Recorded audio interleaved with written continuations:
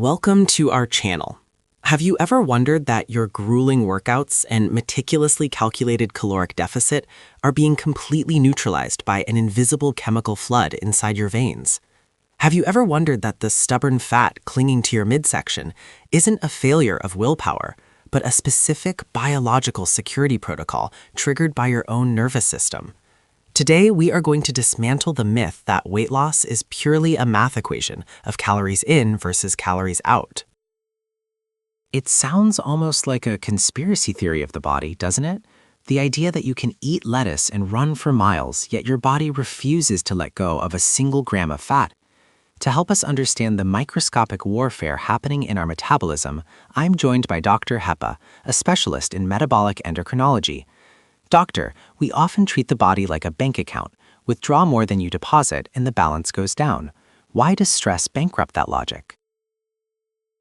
It is a pleasure to be here. The bank account analogy fails because it assumes the bank is open for business as usual. However, chronic stress changes the operating status of the bank entirely. To understand this, we need to look at the liver as the CEO of your metabolic corporation and the adrenal glands as the head of security. When you are stressed, the security team overrides the CEO. They declare a state of martial law inside your body. In a state of emergency, the rules of accounting no longer apply. Survival protocols take over, and survival requires hoarding resources, not spending them. That is a terrifying mental image, martial law inside my own metabolism. So let's start at the moment the alarm bells ring. When I get a stressful email or get stuck in traffic, I don't feel like I'm in a life or death situation, but my body disagrees. What is the very first thing that happens chemically when that security team decides there is a threat? Precisely.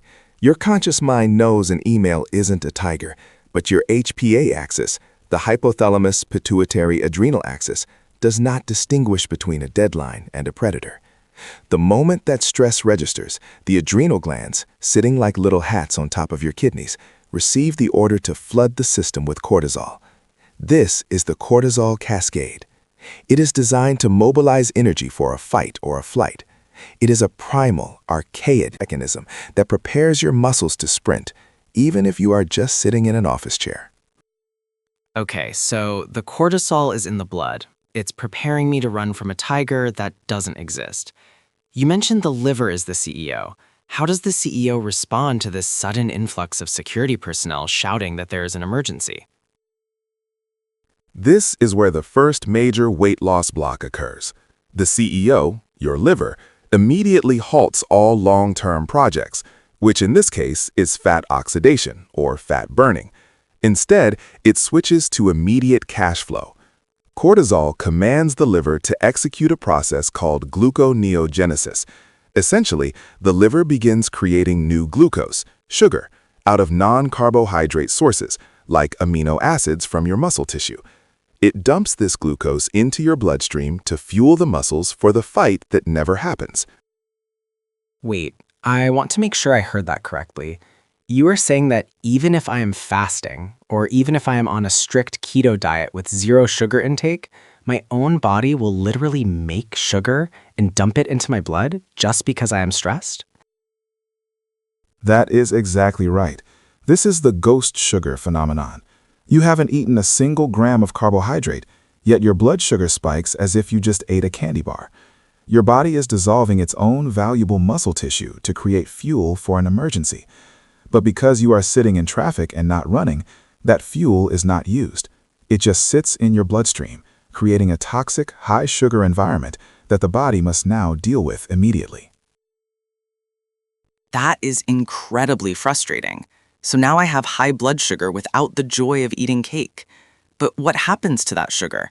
If I don't burn it off by running away from the metaphorical tiger, does it just stay there? It cannot stay there. High blood sugar is dangerous, so the pancreas is forced to intervene. It releases insulin, the storage hormone. This brings us to the insulin trap. Insulin's job is to clear sugar from the blood and put it into cells. However, because your muscles aren't contracting and asking for fuel, they reject the insulin. The muscle doors are closed. So insulin has only one other place to dump this excess energy, your fat cells. So let me track this. Stress releases cortisol. Cortisol makes the liver make sugar. The sugar triggers insulin. And insulin forces that sugar into fat cells because my muscles don't need it. But here is the kicker. Does high insulin prevent me from burning the fat I already have? This is the critical lockdown phase. Insulin is chemically antagonistic to lipolysis, the breakdown of fat. You physically cannot burn fat while insulin is elevated. Think of insulin as the security team locking the warehouse doors. As long as insulin is patrolling the bloodstream, trying to clean up the glucose mess caused by cortisol, the doors to your fat stores are welded shut. You could be on a treadmill for an hour, but if your insulin is high from chronic stress, you are simply burning available glucose, not touching your fat reserves. That explains the plateau so many people face. They are working out, but the chemical environment is hostile to fat loss. Now, I've noticed something specific about stress weight. It doesn't seem to go to the arms or legs, it goes straight to the belly. Is that just a myth, or is there a reason for that? It is not a myth. It is a matter of receptor density. We call this fat redistribution. You see, not all fat cells are created equal. The fat cells deep in your abdomen, known as visceral fat, have 4 times more cortisol receptors than subcutaneous fat on your arms or legs. They are specifically designed to listen to the stress signal. When the security team broadcasts the emergency signal, the belly fat is the first to open its doors and absorb the energy. That sounds like a cruel evolutionary joke. Why would nature design us to store fat in our midsection specifically during danger? Wouldn't that make us slower and easier for the predator to catch? It is actually a strategic advantage for survival in the short term. Visceral fat is located directly next to the liver, the CEO. By storing energy there, the liver has a rapid response fuel depot right next door for the next emergency. It's essentially the CEO keeping a stash of cash in the office safe instead of the bank down the street.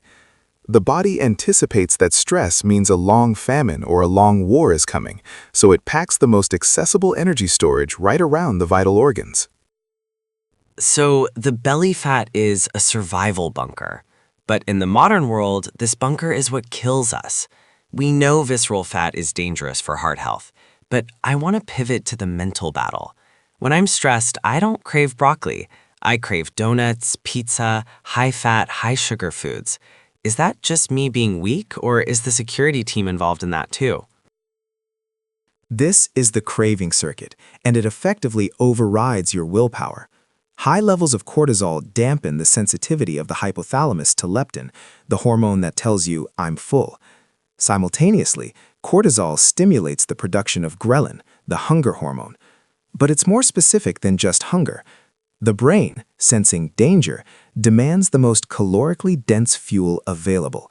It wants quick energy, sugar, and long-burning fuel, fat, simultaneously. It's not a lack of discipline, it's a biological mandate to stock up for the siege.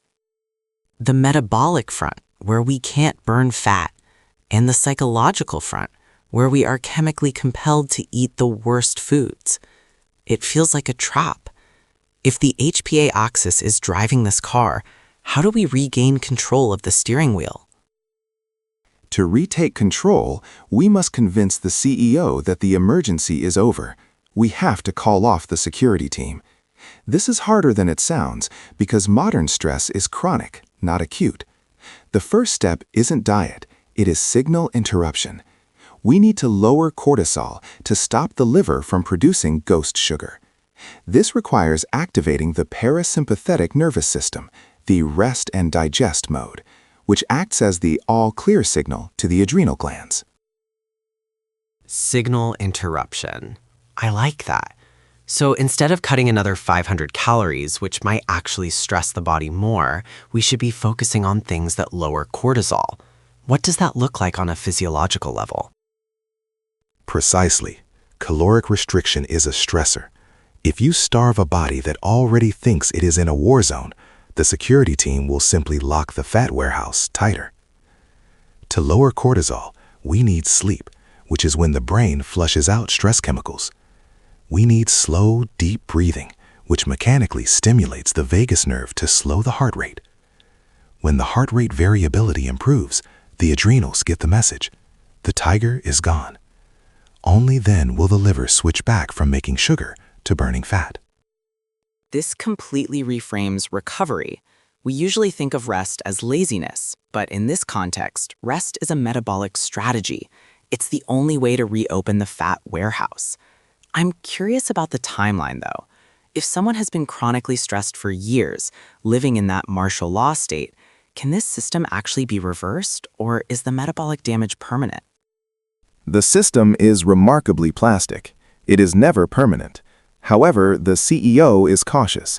If you have been stressed for years, the liver won't believe the war is over after one yoga class.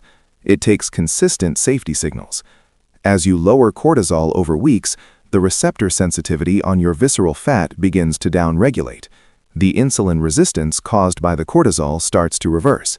The warehouse doors don't just fly open, they crack open slowly. You must be patient as the body transitions from a wartime economy back to a peacetime economy. A wartime economy versus a peacetime economy. It explains why pushing harder in the gym often backfires. High-intensity training spikes cortisol, right? So for a stressed person, could a heavy workout actually make them gain weight? Absolutely. This is the paradox of overtraining. If your bucket of stress is already full from work and life, and you add high-intensity interval training or HIIT on top of it, the bucket overflows. The adrenals pump more cortisol. The liver makes more ghost sugar. The insulin trap tightens. For someone with high stress, gentle movement like walking or swimming is often more metabolically effective for fat loss than sprinting because it doesn't trigger the alarm system. It burns calories without alerting the security team. That is going to be a hard pill to swallow for the no pain, no gain crowd. But the biochemistry doesn't lie. Before we wrap up, I want to touch on one last mechanism. We talked about sugar and insulin, but does stress affect how we process nutrients? Like if I eat a healthy meal while stressed, is it absorbed differently than if I eat it while relaxed? Yes, digestion is entirely shut down by the sympathetic nervous system. Blood is shunted away from the stomach to the arms and legs. Enzymatic production drops. If you eat while in a state of high cortisol, perhaps eating lunch while answering angry emails, your gut motility slows, leading to bloating and poor nutrient absorption. Furthermore, because insulin is likely already elevated from the stress, the nutrients you do absorb are more likely to be shuttled into storage, fat, rather than utilized for energy. How you eat is just as important as what you eat. So the takeaway here is profound. We aren't just what we eat, we are what we tolerate. The stress we tolerate is physically shaping our bodies. Dr. Hepa, if you could leave our listeners with one single visualization to keep in mind the next time they feel that stress rising, what would it be? Visualize the boardroom. When you feel stress, imagine your adrenal security team bursting into the room screaming at the liver CEO. Your job, through breathing and mindset, is to be the chairman of the board. You walk in, calm the security team down, and tell the CEO, there is no emergency. Keep the factory running, keep burning the fat. You have to consciously manage the boardroom, or the panic will bankrupt your metabolism. The chairman of the board. I love that. It puts the power back in our hands, not just in our diet plans. We've learned today that cortisol is a master switch, and no amount of calorie counting can override a body that believes it is fighting for survival. We have to treat the stress before we treat the weight. Thank you, Dr. Hepa, for this incredible deep dive into the hidden chemistry of our bodies. And to our listeners, take a breath. Your body is trying to save you. You just have to teach it that it's safe enough to let go. Don't forget to like and subscribe for more deep dives into the science of you.